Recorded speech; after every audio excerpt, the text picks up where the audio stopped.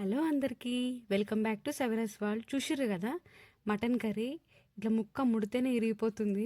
సింపుల్గా అండ్ ఈజీగా ఎట్లా చేసుకోవాలో చూద్దాం తెలంగాణ స్టైల్లో. నిజామాబాద్ సైడ్ అయితే ఇట్లా చేసుకుంటాం మేము.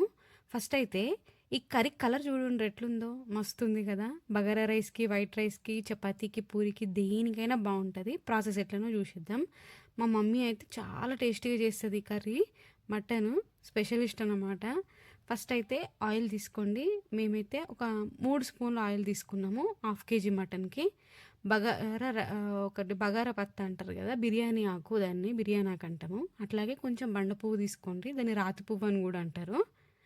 అవి మంచిగా వేగాలి ఆయిల్లో. తర్వాత ఒక 2 ఆనియన్లని కచ్చపచ్చగా పేస్ట్ కొట్టుకోండి. ఆనియను, మనకి బగారా ఆకు, బండ పువ్వు మంచిగా ఫ్రై అవ్వాలా.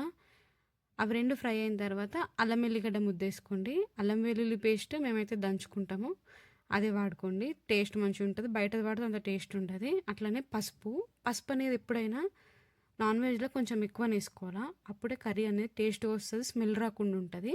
పసుపు కూడా కొంచెం పచ్చివాసన పోయిన తర్వాత మటన్ 1/2 కేజీ మటన్ యాడ్ చేసుకోండి.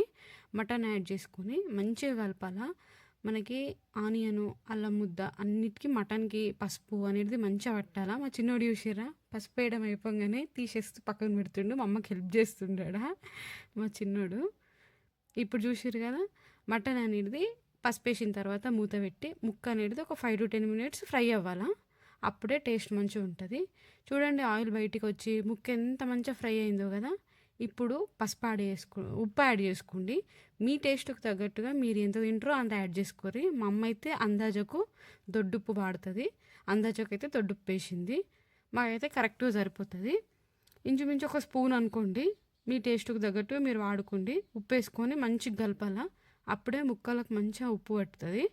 ఒక 5 minutes తర్వాత కొబ్బరి పొడి, ఎండు కొబ్బరి ఉంటుంది కదా, ఎండు కుడుక, ఆ కుడుకలో ఒక 2 మసాలా పుల్లలు, లవంగాలు వేసుకొని పొడి కొట్టుకోండి. ఆ పౌడర్ని యాడ్ చేయండి. ఉప్పు యాడ్ చేసిన తర్వాత ఇప్పుడు మనకి మూత పెట్టుకొని మంచిగా కొబ్బరి పొడి ఇవి అంతా ముక్కలకు పట్టాలా. అప్పుడు ఫ్లేవర్ బాగుంటుంది. ఇదే మెయిన్ ఇంగ్రీడియంట్. నెక్స్ట్ ఒక 5 minutes తర్వాత మూత తీసుకొని కారం యాడ్ చేసుకోండి. మీ స్పైస్ లెవెల్స్కి తగ్గట్టుగా మీరు యాడ్ చేసుకోండి. మా అమ్మ అయితే ఒక 3 స్పూన్ల కారం అయితే యాడ్ చేసింది. ఇది మా అమ్మనే పట్టించింది ఇంట్లో, ఆడిచ్చిన కారము. ఇప్పుడు నెక్స్ట్ కొన్ని వాటర్ యాడ్ చేసుకోండి కారం వేసిన తర్వాత, ఎందుకంటే కారం మాడిపోకుండా ఉంటుంది. ముక్కలకు కూడా కారం మంచిగా పడుతుంది. ఇప్పుడు ఆయిల్ అంతా బయటకు వస్తుంది. ఒక 5 minutes తర్వాత మూత తీసి చూస్తే ఇప్పుడు దీనికి తగ్గట్టుగా ఒక ముంతెడు ముక్కలు మునిగేదాకా వాటర్ యాడ్ చేసుకోండి. చికెన్ అంటే తొందరగా ఉడుకుతుంది, మటన్ ఉడకదు కదా, సో వాటర్ కొంచెం ఎక్కువనే పడతాయి. యాడ్ చేసుకొని ఇంకా దగ్గరికి అయిందాక ఉడకబెట్టండి. ఇంకా మీద వేసేది ఏం లేదు. ఒక చిన్న క్లిప్ మిస్ అయింది, ధనియాల పొడి యాడ్ చేసే క్లిప్ మిస్ అయింది.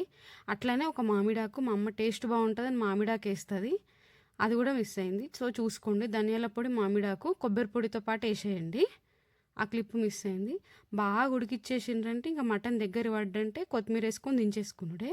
చూసిర్రు కదా ఎంత ఈజీ అండ్ సింపుల్.